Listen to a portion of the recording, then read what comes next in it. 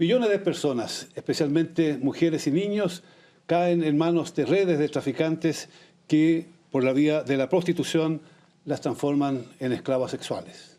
Bienvenidos a Claves, y esta es una coproducción de la televisión alemana Deutsche Welle y el Sistema Público de Radiodifusión del Estado mexicano. Mi nombre es Gonzalo Ernesto Cáceres y en la moderación está conmigo Lilia Silvia Hernández. ¿Cómo estás, Gonzalo? Bienvenido una vez más aquí a México. Muchas gracias. Gracias y también a la Deutsche Welle. Bueno, vamos a presentar a nuestros invitados el día de hoy, como siempre, un panel de personas expertas en el tema. Y hoy sabremos cómo está México y Latinoamérica, desde luego, acerca de este tema. Nos acompaña, en primer lugar, Gretchen Kuhner, que es licenciada en Relaciones Internacionales con enfoque en estudios de la mujer por parte del Occidental College en Los Ángeles, Estados Unidos, abogada por parte de la Universidad de Seattle y con estudios en políticas de migración por la Universidad Nacional Autónoma de México. Actualmente directora del Instituto para las Mujeres en la Migración AC, que es el IMUM. Bienvenida y gracias por estar aquí. Gracias. También nos acompaña Beatriz Atecpanecatl Mora. Ella es licenciada en Derecho por la Universidad Nacional Autónoma de México. Actualmente se desempeña como directora del Comité Especializado en Trata y Tráfico de Personas de la Comisión Ejecutiva de Atención a Víctimas. Gracias. Gracias por estar aquí. Está con nosotros también la doctora Patricia Olamendi Torres. Ella es licenciada en Derecho por la Universidad Nacional Autónoma de México, diplomada en Derecho Penal Norteamericano por el Instituto Nacional de Ciencias Penales INACIPE. Fue electa en 2013 por el Consejo de Derechos Humanos de las Naciones Unidas como experta para los temas de discriminación en la ley y en la práctica hacia las mujeres. Bienvenida y gracias por estar aquí. Gracias.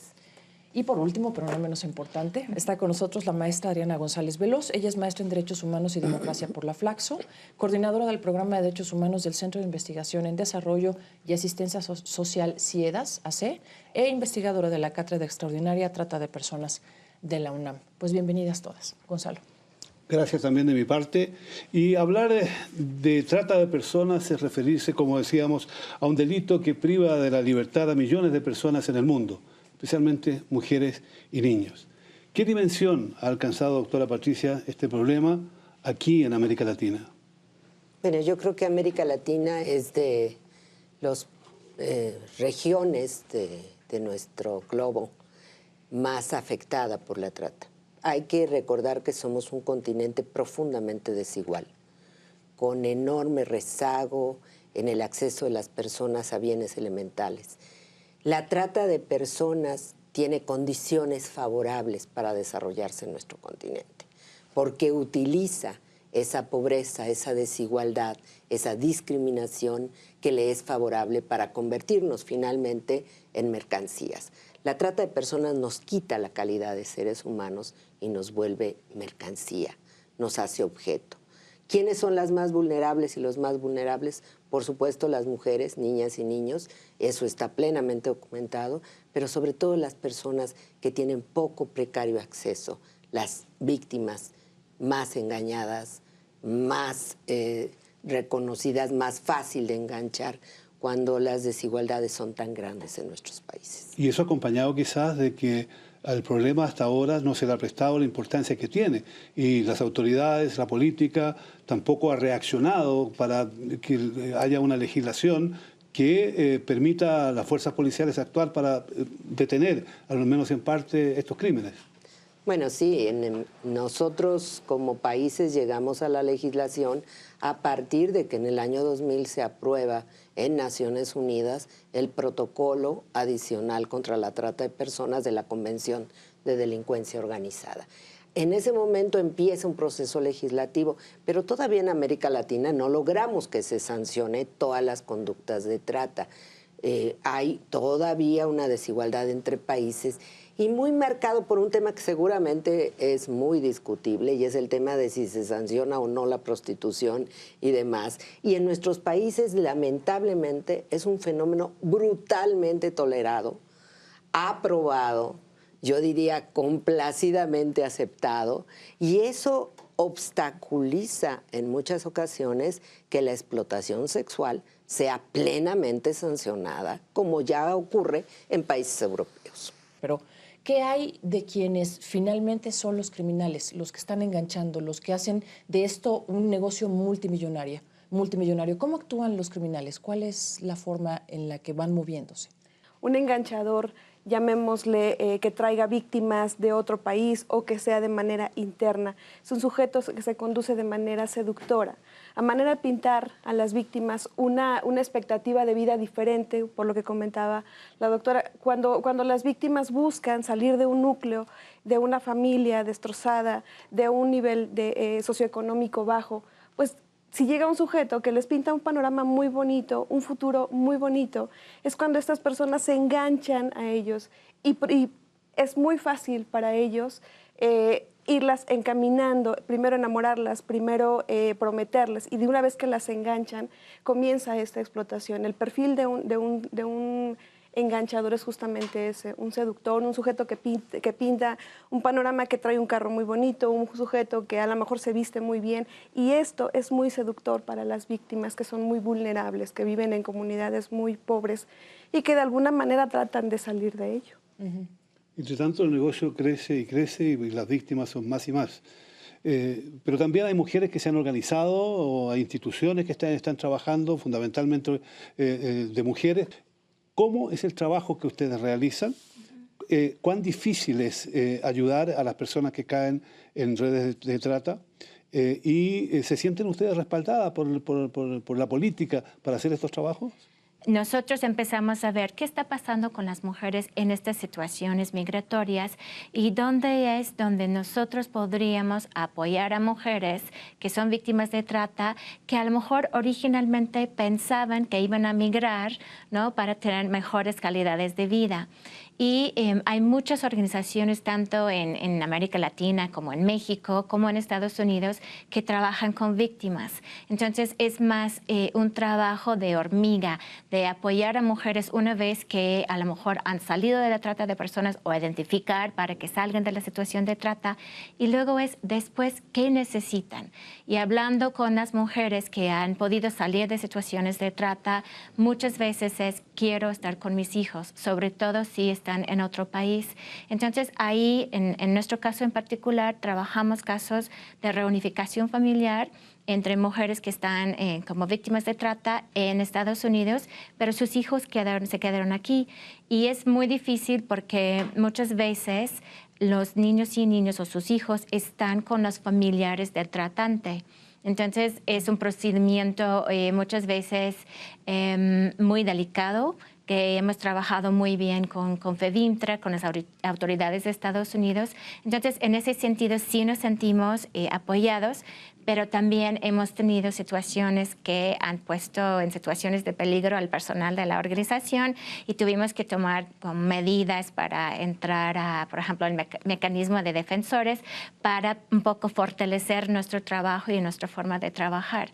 Entonces, sí nos sentimos respaldados, pero realmente escogimos un espacio, una situación en particular donde pensábamos nosotros que podríamos apoyar a mujeres que han logrado salir de la situación de trata. Ahora, pensamos que la trata está muy lejos de nuestros hogares, y cuando vemos que este tipo de programas pasan o reportajes pasan, pensamos que está fuera, muy lejano a nuestros hogares. ¿Es esa la realidad de Latinoamérica, o está tan cerca que no queremos ver por miedo? Por favor. Pues, creo que los datos que ha dado la doctora son importantes en un país en donde la distribución de la riqueza es tan desigual, donde la pobreza permea, en donde la forma en que puedes enganchar a una persona se vuelve moneda de uso común. Cerrar los ojos frente a quienes no tienen esta situación, digamos, hay niñas clases medias, ¿no?, que también están expuestas pese a que no tienen situaciones de pobreza o que no tienen desigualdad. Pero lo que sí hay, y de ahí que se esté hablando siempre de que todas las personas pueden ser víctimas en cualquier momento de la trata de personas, es de una vulnerabilidad que responde más a cuestiones de carácter individual, es decir, las que se gestan por factores de desintegración, por baja autoestima, porque esto que señalaba Beatriz de los tratantes, pues bueno, es que no necesitan llegar en un supercarro, ¿no? No necesitan llevarlas al superrestaurante. Basta con que les digan que las quieren, que son bonitas, que son bellas, que pueden salir, ¿no?, a tomar un café en cualquier café. ¿Pero ¿no? siempre es un extraño? No, y este es un tema, pero involucra muchísimo más cuestiones de abuso y de explotación, más que de trata, esta cosificación de la que hablaba la doctora Patricia Olamendi es cierta. La trata implica la mercantilización de las personas y es una conducta grave porque efectivamente nos despoja de la humanidad. Eres una mercancía que puede ser comprada, vendida, trasladada, ¿no? Pero esto con un fin, el de explotarte en algún momento. Cuando estamos hablando de situaciones al interior de las familias, ¿no? Podemos ver, y que ese es, digamos, de los casos más alarmantes, que es la mamá, que es el papá, que es el tío, que son las primas. Que se enganche a la... Que no solo que permiten, sino que explotan. Y estas acciones de explotación, que es explotación sexual, muchos casos que vemos sobre todo en la prensa, de niñas que son prostituidas, ¿no? Es el término que se ocupa, ¿no? Por las mamás, ¿no? Y en estos casos, pues no, nadie la compró, nadie la vendió, nadie la transportó, alojó, enganchó, estas conductas que vienen en la ley para poder sancionar el delito. Pero sí son víctimas de explotación. Y estas víctimas de explotación salen y se ven, ¿no? Y se exhiben dentro del fenómeno, el gran fenómeno de la trata de personas. Sin duda alguna se trata de un problema grave, así lo hemos visto en esta conversación. Pero para profundizar en el asunto, hemos pedido a la doctora Yuridia Álvarez Madrid, directora general del Programa contra la Trata de Personas de la Comisión de Derechos Humanos de México, que por favor nos diga algunas palabras. Esto fue lo que nos contó. La trata de personas es la comercialización de seres humanos con fines de explotación. Utilizando determinados medios como la coacción, como las amenazas, como la seducción, hay distintas formas de explotación, que puede ser la explotación sexual, la explotación de los trabajos o servicios forzados, la esclavitud, la servidumbre, incluso la extracción de órganos. Cualquier persona puede ser víctima de trata de personas, pero los datos duros nos hablan de que son las mujeres, las niñas, niños y adolescentes los que son las principales víctimas de trata. Y nosotros como Comisión Nacional realmente en lo que estamos mucho más interesados e involucrados en el tema de la prevención, porque consideramos que la trata de personas, la única manera de poder combatirla o lucharla es a través de la prevención. Hace un par de meses lanzamos la campaña nacional de prevención contra la trata de personas. Es una campaña muy pensada. ¿Por qué? Porque es difícil llegarle a las personas con una campaña sobre algo que no saben qué es. Lo que la gente observa en las calles, lo que la gente percibe es el tema de la explotación, pero no el de la trata, porque la trata estamos hablando de estos personajes que van, seducen, captan y entregan a las redes. Entonces la campaña está dirigida a los factores que crean la trata. Es decir, ¿qué es lo que crea la trata de personas? ¿Por qué hay trata? ¿Por qué hay una magnitud? ¿Por qué la magnitud crece? Por el fortalecimiento de una sociedad de consumo. Es decir, ahí está, por la violencia generalizada, por el tema de la violencia de género sobre todo, y sobre todo la parte de la vulnerabilidad. Bueno, la ley en general es muy clara, ¿no? A una víctima se le tiene que restituir básicamente todos los derechos que le fueron transgredidos. Habla de necesidades muy concretas de las víctimas de trata de personas, que tiene que ver con el tema de albergue, de refugio y de espacios de medio camino para que puedan volver a incorporarse a la vida. Es un tema bien complejo, poco resuelto, realmente es un tema que casi está llevado por sociedad civil. La sociedad civil ha tomado un trabajo muy importante en el tema de atención a víctimas, porque en México hay una escasez de refugios, hay una escasez de ofertas que realmente puedan funcionarle a las víctimas, porque las víctimas son muy distintas, son muy variables. Estamos hablando que hay refugios para mujeres, pero no para niños, varones. Entonces eso es un problema. Cuando tú tienes rescates de niños, no tienes a dónde poder llevar a los niños para que tengan un proceso.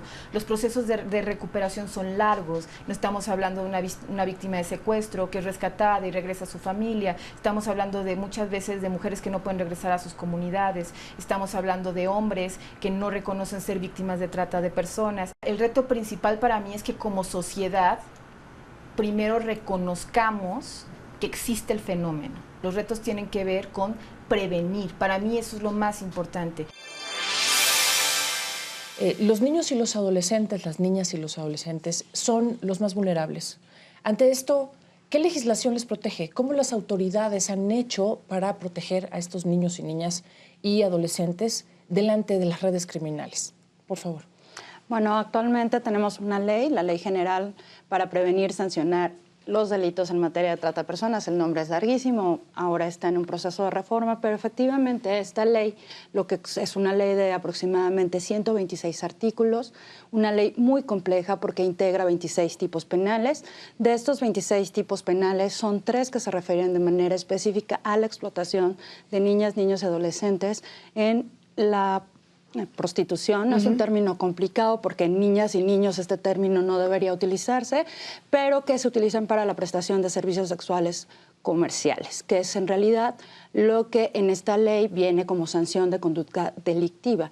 La ley protege en los artículos todo lo que tiene que ver con lo que también el mal llamado turismo sexual infantil, lo que tiene que ver con la pornografía, ¿no? Y sanciona en diferentes dimensiones estos delitos con agravantes cuando son en otros tipos de delitos cuando participan niños. Por ejemplo, en la utilización en la delincuencia organizada, en la adopción ilegal, ¿no? En el matrimonio forzado, que son muchas de las conductas delictivas que hoy están en la ley, ¿no? En realidad están nominadas 11 conductas delictivas como delitos de explotación, que son parte de lo que hoy sanciona la Ley General de Trata, no solo la explotación sexual, que también en total son, ya contando estos que comentaba niñas, niños y adolescentes, son 8 delitos que tienen que ver con la parte sexual, y todos los demás son esclavitud, servidumbre, mendicidad, ¿no?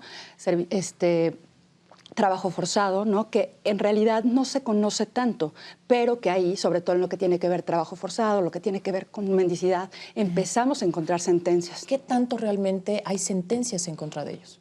Lamentablemente, esta falta de conocimiento del delito como tal, esta falta de sensibilidad para atenderlos ha llevado a que realmente en México no existan muchas sentencias. No es un dato presumible en realidad, ni las consignaciones a nivel federal y a nivel foro común. La verdad es que nos falta muchísimo por conocer. Y hablar de qué tanto impide que estos criminales se acerquen a sus victimarios, a sus víctimas, perdón, es complicado, puesto que si no hay una sanción real, si no hay un logro en las investigaciones, en las consignaciones, en la emisión de sentencias, entonces el criminal pues ve claramente que no hay por dónde. Abierto. Así es, lamentablemente sí. Cuando un ministerio público logra hacer una investigación importante, relevante, donde saca, porque recordemos que el delito de trata, a pesar de que es viejísimo, ¿no? Realmente legislado es reciente, entonces hay que empezar a trabajar en la investigación del delito, en pedir dictámenes en antropología social, en pedir dictámenes en psicología para ver la afectación de la víctima, en pedir dictámenes médicos. Y bueno, cuando el Ministerio Público logra así como que hacer su investigación y armarla lo mejor posible y consigna, resulta que el juez, ante el desconocimiento de esto, lamentablemente nos pide elementos que son imposibles, como testimoniales, por ejemplo. ¿Cómo le voy a pedir a una víctima que me diga quién fue testigo de este delito, cuando sabemos que es un delito, insisto, de naturaleza de realización oculta? Que no va a haber alguien que diga, ¡hey, la están explotando!, ¿no? O sea, no va por ahí. Sin embargo, este desconocimiento y esta insensibilidad al momento de estudiar el delito es lo que hace muy complejo que haya sentencias en México. Gracias. Estamos hablando de un delito que dejó de ser nacional. Hoy día un delito internacional. ¿Qué dice la legislación internacional? ¿Qué han podido hacer los organismos internacionales para establecer una jurisprudencia o para crear mecanismos que permitan defender a las mujeres? ¿Y por qué todo ha sido tan lento? ¿Qué impide una actitud más acelerada en virtud de la gravedad de los casos? Bueno, este tipo delictivo se establece dentro de una convención contra la delincuencia organizada. Cuando se trabajó la situación del crimen organizado, se ubicó que eran 4 las conductas que enriquecían de manera especial a la delincuencia.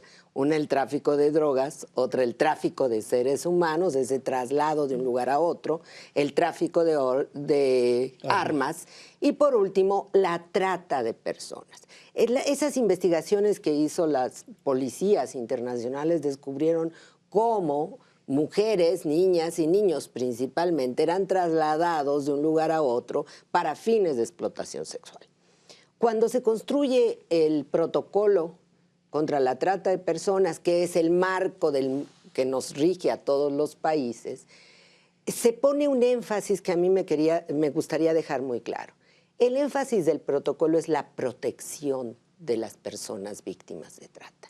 O sea, se trabaja todo esto, ¿por qué? Porque se tiene que ver también como un crimen de delincuencia organizada, pero el énfasis es la protección y se ubican diversas formas de explotación de las personas. Para eso se toma en cuenta la Convención contra la Esclavitud.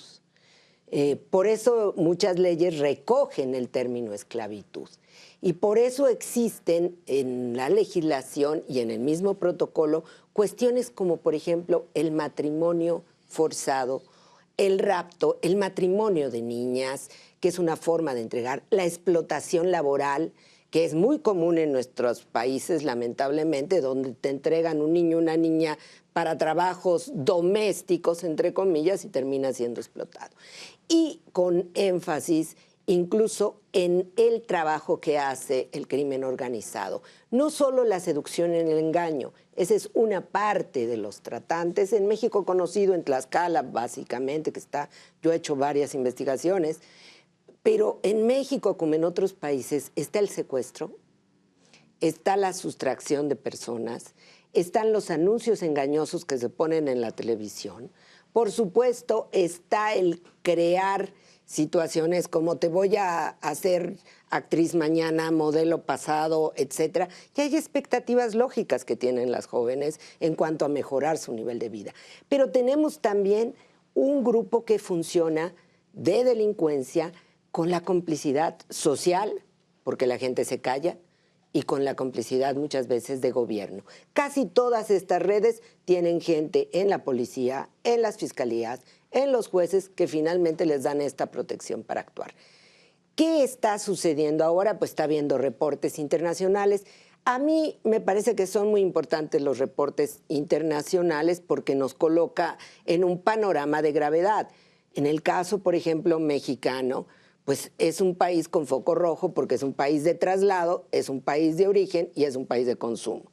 En el caso centroamericano, el flujo es terrible. ¿Por qué? Porque son países que exportan víctimas de trata. En el caso norteamericano tenemos señalado sobre todo un país de consumo. ¿Qué está pasando en los países de consumo? Y yo con eso quiero señalar, por ejemplo, en Europa se están modificando las leyes para castigar el consumo. Y esto es muy importante, no importa dónde cometiste el delito, dónde cometiste la trata, vas a ser castigado por el consumo. Y eso me parece que debería de ser una legislación que sería favorable en nuestros países. Hay un avance importante. En la última reunión de procuradores de América Latina se definió por parte de los procuradores y además comprometieron a sus países para establecer una nueva legislación en el sentido de que se trata de crímenes de lesa humanidad. Esto significa que estos delitos no pueden prescribir, que siempre podrá ser perseguido. ¿Qué importancia tiene esta decisión el día en que llegue a materializarse? ¿Qué habría que hacer para que los gobiernos la suscriban cuanto antes? ¿Y qué importancia tiene para ayudar a las víctimas? La importancia está sobre todo que logre ser parte de los marcos normativos. Hoy justamente esta cuestión de la imprescriptibilidad es uno de los delitos, digamos, es una de las disposiciones que se está queriendo regular en la Ley General de trata de personas, ¿no? ¿Cuándo no va a prescribir un delito? Y esta imprescriptibilidad se está manejando sobre todo para niñas, niños menores de 18 años, para personas que son incapaces de resistir el hecho o de comprenderlo. Básicamente es una de las cuestiones de imprescriptibilidad que se está manejando hoy en la ley. La cuestión es que sí se vuelve un poco más complicado esta regulación, digamos, de imprescriptibilidad y esta aplicación de la ley y porque tiene que ver con diferentes fenómenos que van coincidiendo, ¿no? Y que de alguna manera hacen que sea muy complicado empezar a distinguir conductas penadas, que es uno de los temas también que hoy están en la ley. En la cuestión del consumo, por ejemplo, la cátedra hizo uno de los estudios y reportaba que las notas de prensa, el 95%, no hablan nunca de quiénes son las o los consumidores de la explotación. Pero esto básicamente se centra en lo que tiene que ver cuando se da algún reporte con la explotación sexual. Cuando se da un reporte que tiene que ver con que el cliente, y las notas básicamente a lo que hacen referencia es que a un cliente, ¿no?, ayudó a una víctima para que pudiera salir de esa condición de explotación en la que estaba. Esto es lo que se vuelve difícil de regular, porque estamos hablando de un mercado sexual. Y estamos hablando de la industria del sexo, en donde hay personas que se reivindican a sí mismas como prestadoras de servicios sexuales comerciales y que ellas se llaman a sí mismas trabajadoras sexuales. Entonces, ¿qué pasa? Que hay modelos como este modelo sueco que impulsa que el consumo sea sancionado, pero también hay otros modelos que dicen No va por ahí. Y no va por ahí porque se transgreden derechos de otras personas, que son estas, ¿no? Que dicen, yo estoy en el mercado del sexo o en la industria del sexo pago y me veo afectadas por las políticas antitrata que en determinado país se están implementando, ¿no? En el caso de México ha sido de manera escandalosa la política de la Ciudad de México en lo que tiene que ver con el cierre de bares, por ejemplo, o de table dance, ¿no? Que se está dando. Y sí, escandaliza para cierta parte de la sociedad, es así como, bueno, esto es lo obvio, pero al final está normalizado y al final existe esta industria. Entonces encontramos, o se empiezan a encontrar derechos que empiezan a colisionar, ¿no? El sistema de protección de derechos humanos de Naciones Unidas siempre ha existido que cualquier explotación sexual de una mujer, aún llamándose voluntario, es una ofensa a la dignidad humana. Sí, claro. O sea, el hecho de que sigamos nosotros diciendo que tiene que haber prostitución porque hay necesidades de los hombres, me parece aterrador. No es admisible en el sistema de Naciones Unidas, no es admisible para los derechos humanos, porque los hombres son seres racionales.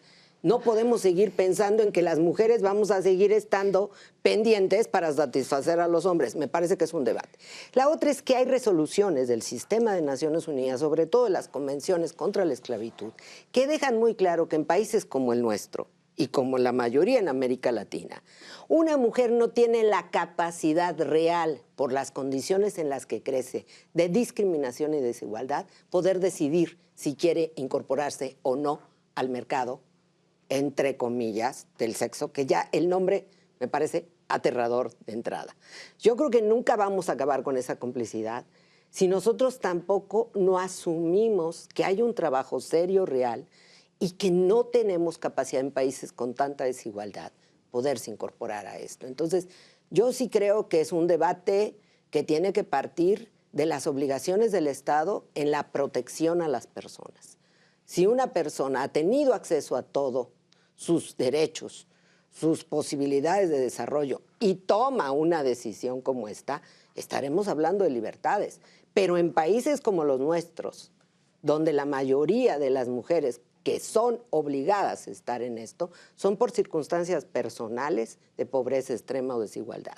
Entonces, me parece que es un debate que hay que ser cuidadosos en abordarlo. No es solo un tema de libertades, también es un tema de protección. Es por eso precisamente creo que la prevención juega ese papel tan importante, porque luego entramos a ese debate, pero realmente lo importante es ver cada persona y ver qué vulnerabilidades específicas tiene la persona, en qué situación está, no tanto si está en una situación de forma voluntaria o no, sino qué necesita y cuáles son sus opciones en la vida, educación, autoestima, lo que se requiere para que no tenga que estar en estas situaciones. Entonces creo que la campaña de la CNDH en cuanto a la prevención es muy importante y también hay muchísimas cosas que se pueden hacer. Por ejemplo, la reparación del daño, que es tan difícil, ¿no?, que se dé en cuanto a términos económicos, pero hablando con mujeres que han salido de situación de trata de personas, esta parte, por ejemplo, yo quiero ver a mis hijos, quiero reunificarme con mis hijos, es una forma, por lo menos, de reparar una parte del daño. No podemos regresar y hacer esa reunificación familiar, ¿no?, por todos los años perdidos, pero podemos hacerlo ya en un momento después de la trata de personas. También, en cuanto a la prevención, hemos visto casos que las mujeres han dicho: me preocupa mi hija porque ya tiene 13 años y si no la sacamos, ella también es vulnerable a ser, ¿no?, tratada. O al revés, mi hijo ya tiene 15 años y me preocupa que está en una familia de tratantes porque él podría ser padrote, tratante, etc. Entonces yo creo que hay muchas formas de trabajar desde la prevención, desde la reparación, y se puede trabajar por marcos legales. Creo que estamos muy bien, ¿no?, porque hablábamos de la ley general contra la trata de personas, pero también en cuanto a niños y niñas, tenemos una ley nueva del año pasado de protección a niños y adolescentes, que el reglamento salió el 5 de diciembre, hace pocos días, que también lleva muchísimas protecciones para la niñez. Entonces, es ver un poco cada quien dónde puede entrar al tema para proteger a las víctimas. O sea, se ha avanzado, eso es una buena noticia, falta todavía sí mucho por hacer. Y para tener más informaciones, más antecedentes en relación con este asunto, hemos preparado una infografía que les vamos a presentar a continuación. Trata de personas. La Organización Internacional del Trabajo calcula que casi 21 millones de personas en el mundo son víctimas del trabajo forzoso. Más de 12 millones de personas en el mundo son víctimas de trata, de ellos 2.5 millones se ubican en América Latina. La Organización Internacional del Trabajo estima que hay unas 400.000 víctimas de trata sexual en América Latina y que los tratantes pueden obtener cerca de $30.000 al año con cada una de ellas. La región de América Latina y el Caribe registra más de 2 millones de mujeres y menores víctimas del tráfico de seres humanos, siendo la zona más afectada de origen el cono sur de la región. En América Latina, la trata de personas genera en promedio $6.600 millones al año, según cifras de la Organización de los Estados Americanos. En México, 16.000 menores son sujetos de explotación sexual cada año y 85.000 son usados en actos de pornografía, mientras en 21 de las 32 entidades del país existe turismo sexual, según datos del Instituto Nacional de Estadística, Geografía e Informática y del Fondo Internacional para la Infancia. Se estima en 2.5 millones el número de personas víctimas de la trata. Sin embargo, se calcula que por cada víctima de la trata de personas identificada, existen 20 más sin identificar. La mitad de las víctimas de trata son menores de 18 años, 15 a 20% de las víctimas son niños. El 66% de las víctimas de trata de personas identificadas desde 2006 en países de América Latina son mujeres, el 13% niñas, el 12% hombres y el 9% niños. Bueno, pues escuchamos estas cifras que de ninguna manera nos dan como mucha esperanza a muchos de la sociedad civil y estoy segura que aquellos que luchan y han luchado a lo largo de los años porque por lo menos haya legislación y que se empiece por algún lado, las cifras son espeluznantes. Yo le preguntaría precisamente a Adriana y a Beatriz, que hoy están con nosotros, ¿quiénes son los consumidores de este criminal negocio, Adriana? ¿Qué tipo de personas son? ¿Qué castigo reciben realmente o les espera cuando consumen este tipo de prostitución, por llamarle de alguna manera? Primero contigo y luego contigo. Bueno, los consumidores, ¿no? Ese es el tema. Los consumidores son padres de familias, esposos, ¿no? Hijos, cualquier persona y cualquier hombre que esté, porque además estamos hablando de que, por lo menos lo que se refiere a la explotación sexual o la trata con estos fines, la mayoría del consumo es para... Masculino. Como objeto es masculino, ¿no? Hombres a mujeres. Entonces, los estudios que han sacado, Genda sacó apenas uno que efectivamente decía quiénes están consumiendo. Bueno, está consumiendo cualquier mundo, porque es muy difícil determinar en este mercado del sexo, en esta prestación de servicios sexuales comerciales. Y aquí hago una aclaración. Nosotros empezamos a utilizar todo este término, prestación de servicios sexuales comerciales, porque hicimos un estudio desde CEIDAS. Con el UNFA justamente se empezó a hacer un estudio que, bueno, tenía como objetivo, en un principio, establecer indicadores que pudieran determinar qué personas estaban en la trata o en la explotación sexual y qué personas, por alguna razón que desconocíamos, ¿no? O que nos dirían, podían estar en esta actividad porque así lo habían decidido, porque las circunstancias ahí las habían llevado, etc. Encontramos que efectivamente, como dice la doctora, el 90% de las personas que se encuentran en la industria del sexo pago no quieren estar ahí, ¿no? De la encuesta que se hizo en la Ciudad de México, que en ese entonces se trabajó, el 90% no quiere estar ahí. O sea, ella te dice, si yo tuviera una opción, si yo pudiera dedicarme a otra cosa, yo no estaría aquí. La cuestión es que en el restante porcentaje sí encontramos también personas que dicen, porque esta es la opción que yo elegí como modo de vida, ¿no? Porque esta es la opción que a mí me permite tener el estilo de vida que quiero, porque además ya es una cuestión de estilo de vida.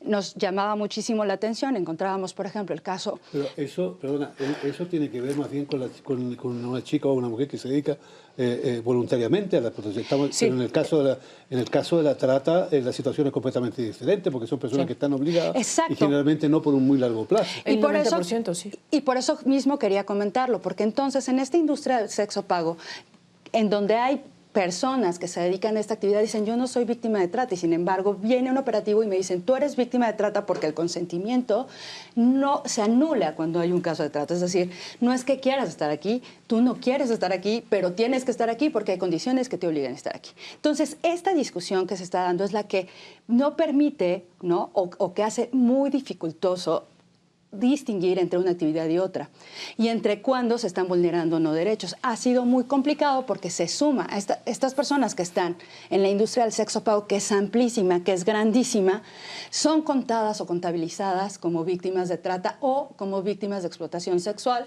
con fines de trata. Ahora, el consumidor entonces es en general son masculinos, ¿no? En sexual, sí. En sexuales. En la trata, en general el consumidor es cualquiera. Sí, puede ser incluso nuestro vecino, nuestro compañero de trabajo, nuestro esposo, el que sea. Sí, porque cuando van no necesariamente saben si una persona que está ahí está porque... Pero está consumiendo ese tipo de producto. Efectivo. Pongámoslo así, no me gusta, pero pongámoslo así. Sí, son entonces, productos. ¿hay alguna... objetos. No sé, las consecuencias de llevar a cabo este consumo son reales? Sí, nos ha tocado verlo. Cuando hay una consignación real, cuando hay un proceso bien integrado y sí se logra una sentencia, por supuesto, y que se le condena a 10, 15 años de prisión y que se le condena al pago de una reparación del daño. Pero en proporción no es mucho, por lo tanto pueden decir, bueno, pues me puedo salir con la mía en el 90% de los casos. Sí. Sí. Cuando sucede, cuando acontece, sí es real y por supuesto me ha tocado verlo de verdad. Sí se aplica cuando las autoridades de manera conjunta, cuando se hace una labor de manera conjunta, sí se aplica, por supuesto, y salen sentencias, sí, mínimas, sí, pero sí se aplican. Parece ser especialmente grave las condiciones en las cuales se ven enfrentadas las mujeres que quieren llegar a Estados Unidos para encontrar una vida mejor. El camino está sembrado de traficantes y la vuelta casi es imposible porque algunas incluso hasta dejan la vida por el camino. ¿Cómo afecta especialmente a las emigrantes este sometimiento que ejercitan las mafias? Sí, está muy difícil. En nuestra zona o nuestra región de Centroamérica hacia Estados Unidos, nosotros siempre tratamos de ligar por lo menos el tema de tráfico con trata. Por ejemplo, una persona normalmente, si puede, para llegar a Estados Unidos, va a contratar un traficante, un pollero, porque conviene, porque esta persona les va a ayudar a rodear a los retenes dentro de México para llegar a Estados Unidos. Entonces, hay que reconocer que este tipo de restricciones que tenemos en cuanto a lo migratorio en nuestra región pone a una situación muchísimo más vulnerable a las mujeres a situaciones de trata de personas. Entonces, no podemos hablar de las dos cosas como si fueran separados. Vamos en contra de los traficantes y los tratantes, pero no tomamos en cuenta las situaciones de las mujeres que están en Centroamérica, que están huyendo de violencia y no estamos dándoles ni refugio ni situaciones verdaderas y que apoyen a estas personas para que puedan salir con seguridad de sus países y llegar al lugar que ellos quisieran, donde quieren solicitar asilo o algún tipo de protección o protección humanitaria complementaria. Y también en México tenemos la ley de inmigración que habla también que cualquier persona víctima de algún delito puede tener una estancia migratoria y vivir y trabajar en México. Entonces, hay mucho que deberíamos de aplicar y no tratar de desligar el tema del tráfico y la migración del tema de la trata de personas, porque tenemos que hacer muchas cosas para prevenir precisamente. Es cierto que se ha avanzado con leyes, establecimiento de leyes, con que la policía puede actuar también de una forma mucho más drástica, pero en definitiva el problema crece. Y segundo, la falta de conciencia en la sociedad. ¿Cuál debería ser la responsabilidad, doctora, de las familias? Lamentablemente, en muchos de los casos, en los trabajos que yo he hecho de revisión de casos, de expedientes judiciales, en muchos de los casos yo he encontrado que siempre hay algún familiar coludido para la explotación. Esto es lamentable, durísimo, pero muchas veces es el padre, es el tío, es el primo, es en algunos casos incluso la madre. Estamos los amigos cercanos a la familia que buscan a sus víctimas, las encuentran y son los que provocan esta situación. Yo creo que la familia como tal debe tener conciencia. La trata de personas no es tener sexo porque te da la gana. La trata de personas es convertirte en mercancía. Y cuando uno escucha los relatos de las víctimas de trata, hablas de 20, 30 encuentros sexuales diarios, que son violaciones. Las víctimas son sometidas a una explotación que involucra incluso el engancharlas en la droga para poder soportar esa violencia de la que son objeto. Y cuando no le sirven al tratante, la tira a la basura. Yo quiero que tomemos eso muy en claro, porque estamos hablando de temas terribles, brutales, donde los seres humanos son brutalmente explotados. No es un asunto solamente de ganas. Ya me preocupa cuando hablemos de la empresa, la industria, porque entonces, ¿qué tenemos? A los tratantes que ya son empresarios. Cuidado, o sea, por favor, tenemos que ser muy claros que la trata de personas es la explotación, la vulnerabilidad, la destrucción de los seres humanos. ¿Y qué sucede con las víctimas de trata? Nadie se hace cargo de ellas. Es casi imposible recuperarlas. La familia no está cercana. Entonces, por favor, sociedad, rechacemos estas formas. Es algo que preocupa a todos aquellos que creen en la libertad, que creen en la persona humana. Sería muy importante que los canales de televisión de los distintos países de nuestra región pudieran conversar con sus expertos, con las víctimas, y hacer un programa que no sea sensacionalista para que se tomara conciencia de este grave problema que es cada vez mayor. Gracias por acompañarnos, gracias por estar con nosotros.